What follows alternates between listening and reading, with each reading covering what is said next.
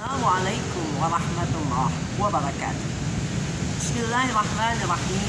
Ikhwah fillah.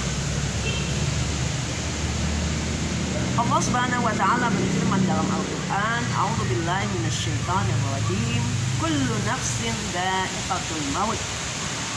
Setiap jiwa pasti akan mati. Karena itulah tugas kita sebagai seorang mukmin untuk menyiapkan diri bila kematian itu tiba, kita sudah siap dengan bekal yang akan kita bawa. Dan tentunya setiap mukmin menginginkan husnul khatimah, meninggal dalam keadaan baik.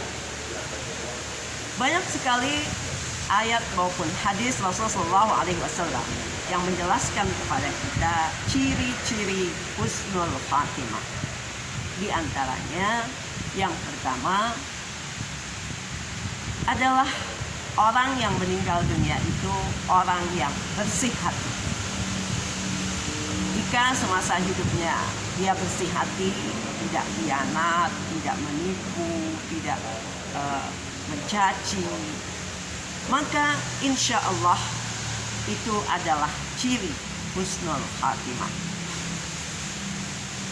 Karena banyak sekali keterangan-keterangan yang menjelaskan bahwa hanya orang-orang yang bersih hatilah yang bisa menghadap Allah Subhanahu wa taala dengan hati yang tenang.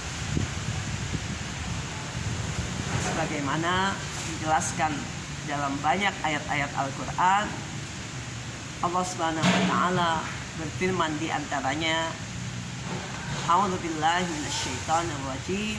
Ya ayyatuhan nafsul mutmainnah irji'i ila rabbiki radiyatan mardiyah. Fadkhuli fi ibadi wadkhuli jannati.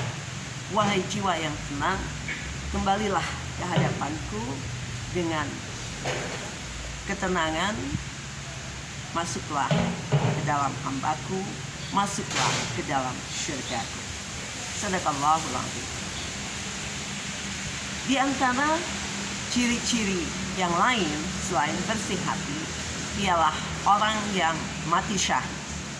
Orang yang mati syahid maka sudah pasti dia husnul khatimah, yaitu dia mati di jalan Allah, mempertahankan agama Allah. Atau orang yang diserang oleh perampok atau begal dan dia mempertahankan hartanya, maka itu termasuk mati syahid. Atau orang yang sedang berjuang mencari nafkah misalnya, atau wanita yang melahirkan, atau orang sakit.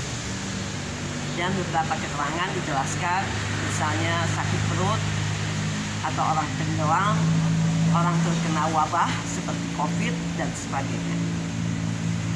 Kemudian dalam hadis lain juga Rasulullah SAW menjelaskan di antara ciri husnul khatimah yang lain adalah ketika orang itu meninggal dunia maka ada keringat di keningnya atau di alisnya.